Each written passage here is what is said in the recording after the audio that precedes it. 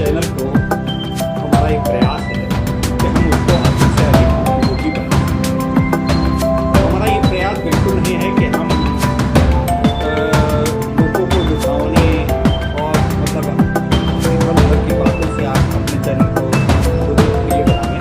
हम लोकप्रिय के साथ साथ उपयोगी और उसको लाभदायी बनाना चाहते हैं। अब हमारा जो सरोकार है, कंसर्न है युवाओं के, युवतियों के, दिव्यांगों के, सभी को रोजगार से लगाना है।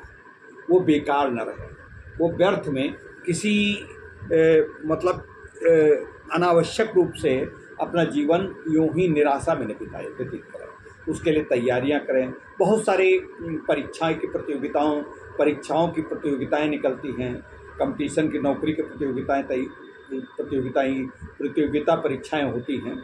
उनके लिए आपको तैयारी करना, निश्चित रूप से आपके लिए किताबें ज़रूरी हैं। कंपटीशन मास्टर, प्रतियोगिता दर्पण, बहुत सारी किताबें होती जीके के लिए। और उसके सबसे लिए महत्वपूर्ण है कि आप अखबार का अध्ययन करें, संपादकीय का अध्ययन करें और रोज़ के जो डेली बेसिस के जो समाचार हैं उनको आप दैनिक समाचारों का अध्ययन जरूर करें। और जो महत्वपूर्ण समाचार हैं उनकी एक दैनंदिनी बनाएं, मतलब डायरी बनाएं, एक जगह पर रजिस्टर पे नोट करते जाएं। चाहे वो क्लर्क की परीक्षा हो, चाहे कलेक्टर की परीक्षा हो, चाहे ICS की परीक्षा हो, चाहे IAS की परीक्षा हो, चाहे स्टाफ सिलेक्शन कमीशन की परीक्षा हो। हालांकि परीक्षाओं के पैटर्न के ऊपर, उनकी जो प्रणाली है उसके ऊपर बहुत से परिवर्तन होते जा रहे हैं। अभी और परिवर्तन होने की संभावना है, लेकिन फिर भी हम आज से एक प्रयास कर रहे हैं कि प्रत्येक शुक्रवार को निर्बाध रूप से हम आपके लिए जीके की तैयारी से संबंधित कुछ महत्वपूर्ण प्रश्न आपसे डिस्कस करेंगे, आपको बताएंगे और उनको चाहे तो नोट कर लें, चाहे तो हमारा ये यूट्यूब का ये अंक अपने पास संग्रहित कर लें। तो मित्रों नमस्कार, मैं दिव्यांगम चैनल से विष्णुकांत मिश्र आपका अभिनंदन करता हूं और आपका आह्वान करता हूं कि ये हमारा रोज़ का न सही लेकिन साप्ताहिक कार्यक्रम इस शुक्रवार का आप जरूर देखें। विशेषकर जो बेरोजगार युवा हैं, जो कंपटीशन की तैयारी कर रहे हैं, जो प्रतियोगिताओं में भर्ती होने के लिए प्रयास कर रहे हैं, नौकरियां पा रहे हैं, चाहे वो पुलिस सर्विसेज की हो, चाहे कांस्टेबल सर्विसेज की, कांस्टेबल पुलिस का ही अंग होता है, लेकिन छोटी चतुर्थ श्रेणी हो, तृतीय श्रेणी हो। और बहुत सी इस समय अभी देखा, कल योगी आदित्य जी के कर कमलों द्वारा पुलिस सर्विसेज के लिप्टी पुलिस सर्विसेज के लोगों को नियुक्ति पत्र दिए गए। तो इस तरीके से बहुत से हैं। इस समय बहुत सारी परीक्षाएं निकल रही हैं और कंपटीशन प्रतियोगिता की परीक्षाएं निकल रही हैं। नौकरी के आपके संसाधन पड़ रहे हैं। प्राइवेट कंसर्न तो बढ़ा ही रहा है, सरकारी क्षेत्र में भी काफ़ी नौकरियां निकल रही हैं और काफ़ी हो चुकी हैं। शिक्षक क्षेत्र में हो, चाहे लिप्टी क्षेत्र में हो, चाहे निरीक्षक क्षेत्र में हो, लेखपाल क्षेत्र में हो, लेखपाल की सर्विसेज में, लेखपाल की अभी सेवा, पंचायत सेवकों की सेवाएं, प्रतियोगिताओं की कंपटीशन का भी एडवर्टीजमेंट विज्ञापन आने वाला है। तो साथियों आज से शुरू करें। तो हम बताते हैं, सबसे पहला एक प्रश्न है, हम उस पर बताते हैं विश्व की दूध की रानी, यानी दूध की रानी किस नस्ल की बकरी को कहा जाता है? आप बताइए। मतलब ये बहुत ज़्यादा दूध देती है। इसके दूध देने के लिए मतलब एक विदेशी नस्ल की है, लेकिन ये हमारे देश में है कि नहीं मैं नहीं जानता, लेकिन इसको कहा जाता है सानेन। हम भी पढ़ के बता रहे हैं, सानेन ये बकरी है जो संभवतः 30 से 40 लीटर दूध देती है एक दिन में। तो इस प्रकार की, और इससे भी ज़्यादा भी देती है। इसका अतिरिक्त आप जानते हैं हमारे देश के, हमारी स्वतंत्रता संग्राम में उससे संबंधित प्रश्न पूछे जाते। स्वतंत्रता संग्राम के मुख्य मुखिया जिनका हम सब लोग बड़े गौरव के साथ नाम लेते हैं, महात्मा गांधी, बापू जिनको प्यार से कहते हैं। अच्छा, क्या आप बता सकते हैं उनका जन्म कब हुआ था? सोचिए, थोड़ा सोचिए, नहीं याद आ रहा। ठीक है, हम आपको बताते हैं 1869, 1869, 2 अक्टूबर 1869 सन 1869। 2 अक्टूबर 1869 में महात्मा गांधी का जन्म हुआ था। ये याद रखें आप। अब इसके बाद आप देखते हैं हमारी कोई सगे संबंधी कोई अपना बीच में असामयिक निधन हो जाता है तो उसके लिए बड़े परेशानी होती है, नौकरी वाला चला गया, किस तरीके से चला गया, तो बहुत सी बिकती है। तो इसलिए एक LIC चलती है, LIC लाइफ जीवन सुरक्षा बीमा जो है, लाइफ इंश्योरेंस कंपनी जो है LIC, उसका जन्म कब हुआ था बता सकते हैं? नहीं मालूम? स्वतंत्रता के बाद हुआ था। स्वतंत्रता के बाद हमारी ये बहुराष्ट्रीय कंपनी नहीं है, ये हमारे देश की अपनी गौरवशाली एक बहुत बड़ी कंपनी है, बीमा कंपनी। तब और कोई दूसरी बीमा कंपनियां नहीं, अब तो बहुराष्ट्रीय बहुत सारी कंपनियां आ गई हैं, विदेशों की LIC क्षेत्र में भी कंपनियां आ गई हैं, लेकिन तब एकमात्र LIC हुआ करती थी और अब भी LIC लीड कर रही है। तो इसका जन्म कब हुआ था बताइए? नहीं मालूम? ये हुआ था 1956, 1956 में LIC का जन्म हुआ था। तो अब LIC को आप समझ गए। अब स्वतंत्र भारत के, आपने भी महात्मा गांधी को बताया, तो आपको ये तो मालूम है 15 अगस्त 1947 को भारत आज़ाद हुआ था, बड़ी जिद्दोजहद के बाद, बड़ी लड़ाई क्रांति के बाद, बड़े स्वतंत्रता सहयोग आंदोलन के बाद, सब कुछ है। इस संबंधित भी प्रश्न आगे चल के पूछेंगे हम कभी। लेकिन आज हम सबसे बड़ा ये पूछ रहे थे, जब भारत आज़ाद हुआ था तो पहले से तो भारत की कोई सरकार नहीं थी, तो किसको नियुक्त करते? तो सबसे पहले भारत का जो गवर्नर जनरल, तब राष्ट्रपति नहीं होता था, पहले गवर्नर जनरल कौन थे आप क्या जानते? नहीं जानते? अच्छा, आपको हिंट दे दें, वो दक्षिण भारत के थे, अभी नहीं याद है। श्री राजगोपालाचारी बहुत बड़े लेखक थे। अंग्रेजी में उनकी आप बहुत सी अपने पाठ्यक्रम में भी अंग्रेजी की पोइम्स वगैरह पढ़ चुके होंगे, बहुत सारी किताबें लिखी हैं। और श्री राजगोपालाचारी जी एक बहुत ही बौद्धिक परंपरा से आते थे, लेकिन वो गवर्नर जनरल थे, राष्ट्रपति नहीं थे, गवर्नर जनरल। पहले राष्ट्रपति नहीं होता था, पहले गवर्नर जनरल होता था। वो तो बाद राष्ट्रपति की अवधारणा बाद में, जब हमारा 26 जनवरी 1950 को तो गणतंत्र दिवस हमारा संविधान बन गया, उसके बाद हमारा गणतंत्र बन गया, तब उसके बाद से राष्ट्रपति की अवधारणा। अच्छा, आप अब हमारे देश में भाषाएं बहुत सी हैं, कहीं हिंदी बोली जाती है, कहीं तेलुगु बोली जाती है, कहीं कन्नड़ बोली जाती है, कहीं बंगाली बोली जाती है, कहीं पंजाबी उसकी जिसकी लिपि है गुरमुखी।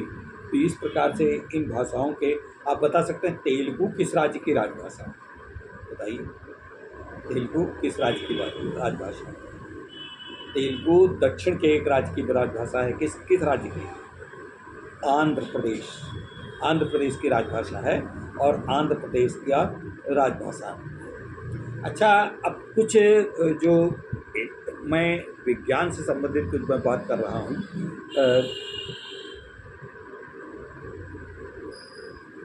ये बताइए, एक वस्तु का जड़त्व किस पर निर्भर करता है? जड़त्व आपने विज्ञान के, मैं तो विज्ञान के छात्र नहीं हूँ, लेकिन अब चूँकि प्रश्न है तो प्रश्न पूछ रहा हूँ कि एक वस्तु का जड़त्व किस पर निर्भर करता है? उसका जड़त्व निर्भर करता है द्रव्यमान पर निर्भर करता है। तो मित्रों, आज ये इतने प्रश्न हो गए। इन प्रश्नों के आपने उत्तर दिया। अब इन प्रश्नों को एक बार सब सुन जाइए, फिर नोट करिए। नोट करने के बाद इन प्रश्नों के विषय में तो कम से कम आपको हर समय ऐसे खेल में ये सब चीज़ याद होना चाहिए। फिर अपने से पूछिए, अपने से कागज़ पे लीजिए, कागज़ पे लिखने के बाद उत्तर दीजिए, देखिए क्या ये सही है उत्तर। और जो सही उत्तर है तो निश्चित रूप से आप तैयारी की तरफ बहुत अच्छा आप पढ़ रहे हैं। तो इस पढ़ने के क्रम में हम आपको फिर आगे बताएंगे। अच्छा, एक बात अब चलते चलते ये भी बता देना चाहता हूँ कि आप प्रतियोगिताओं की तैयारी के विषय में अपने दिमाग से ये बात अब बिल्कुल निकाल दीजिए कि कहीं सोर्स चलेगा, कहीं सिफारिश चलेगी। अब सिफारिश और सोर्स कहीं नहीं चलती। हमारे पास बहुत से आते हैं, लोगों के फ़ोन आते हैं, बताते हैं हमारी कहीं नौकरी लगवा दीजिए। नौकरी लगवाना बिल्कुल कतई असंभव है। कोई व्यक्ति किसी की नौकरी नहीं लगवा सकता। अब अगर उसके पास ताकत है तो अपने घर पे वो नौकर रख ले, झाड़ू पोछा के लिए, खाना बनाने के लिए, कुछ काम करने के लिए। अगर अब चूँकि मैं दिव्यांग हूँ तो मेरे साथ एक व्यक्ति व्हील चेयर पर रहता, तो उसको तो मैं रोज 15-20 तो नहीं लगा, 1 लगा सकता हूँ। तो नौकरी इसी तरीके से, किसी के यहाँ कुछ ज़रूरत है किसी के यहाँ कार ड्राइवर की ज़रूरत, वो बातों को छोड़ दें।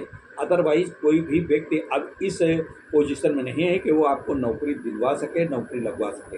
हाँ, आपको सही राय दे सकता है, हम आपको सही राय बता सकते हैं, परामर्श दे सकते हैं, आपको व्यवसाय की तरफ बढ़ा सकते हैं। अगर आप सरकारी नौकरी की तरफ से हट कर के प्राइवेट नौकरी क्षेत्र में जाना चाहते हैं, उस तरफ बता सकते हैं। अभी हम एक दिन पूरा आईटी विशेषज्ञ से मतलब हम एमसीए वगैरह बीसीए वगैरह करे हैं, तो कैसे एमएनसी में जो मल्टीपल की जो बहुत देर की बहुराष्ट्रीय कंपनियां आ रही, उसमें कैसे सर्विसेज प्राप्त करें।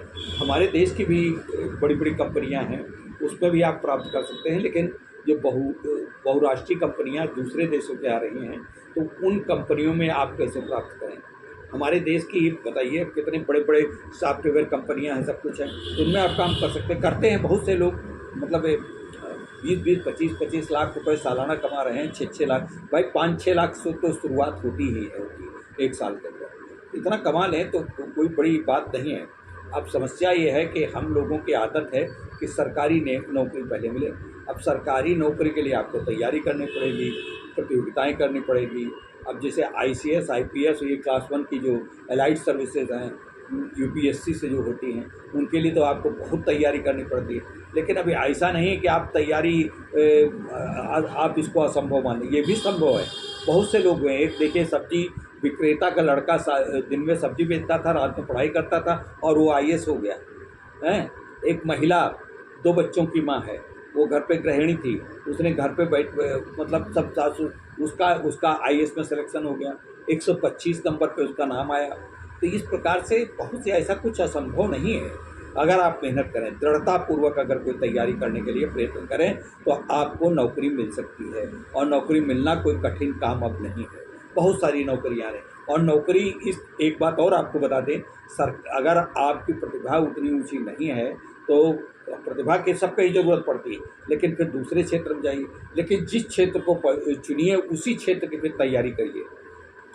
अगर आपको सॉफ्टवेयर में जाना तो कंप्यूटर की तैयारी करिए।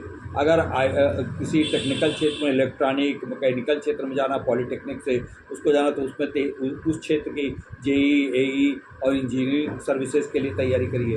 अगर आपको प्राइवेट कंपनी में जाना है तो अन्य उस हिसाब से तैयारी करिए, एमबीए वगैरह की तैयारी करिए। उसके बाद आपको मिलता है। अब एमबीए प्राइवेट कंपनियां भी जो हैं एमबीए, एमसीए, इस तरीके से बीटेक, एमटेक इस तरीके से लोगों को ले रहे हैं। अब बीए एमए पास के लिए केवल व्यापार ही बचा है, या व्यापार बीए एमए अगर है और बहुत प्रतिभाशाली है, बुद्धिजीवी है, बहुत प्रबुद्ध है, तो उसको आईएएस वगैरह में भी जा सकता है और एसएससी वगैरह के एग्जाम, इंस्पेक्टर और लिपिकीय संवर्ग में भी जा सकता है, बैंकिंग क्षेत्र में भी जा सकता है। तो इस प्रकार की तैयारियों के लिए आप थोड़ा सा प्रयास करें और इस प्रयासों में निश्चित रूप से आपको सफलता मिलेगी। दृढ़तापूर्वक तैयारी करिए, ईमानदारी पूर्वक तैयारी करिए। आप अपनी तैयारी करिए और अपने को ही अपना सुपरवाइजर बनाइए, वो देखें कि आप कितने ईमानदार हैं। सोते रहें, दिन भर पढ़े रहें तो इससे नहीं होगा। तो चलिए मित्रों, हम जानते हैं विशेषकर हमारे दिव्यांग लोगों को विशेष तैयारी की आवश्यकता है, उनको तैयारी करना चाहिए। अगर उनको किसी भी प्रकार की तैयारी के लिए हमसे कुछ प्रश्न पूछना हो, कोई तैयारी में उनको किताबों की ज़रूरत हो, किताबें नहीं ले सकते हैं कंपटीशन की किताबें, तो हमें लिखें, मैं उनको किताबें भी खरीद के दूँगा, तो खरीदवा कर दूँगा, दूसरों से दिलवाऊँगा, खुद दूँगा। अगर किसी भी प्रकार की प्रतियोगिता संबंधित पुस्तकें लेना है, हम दूसरी किताबों की बात नहीं कर रहे हैं, खाली प्रतियोगिता संबंधी पुस्तकों के लेने के विषय में हम उनकी मदद करने के लिए तत्पर हैं। तो मित्रों नमस्कार, कैसा लगा ये एपिसोड इस पर ज़रूर बताइएगा। तब तक के लिए नमस्कार, धन्यवाद। अगले शुक्रवार को फिर देखिएगा।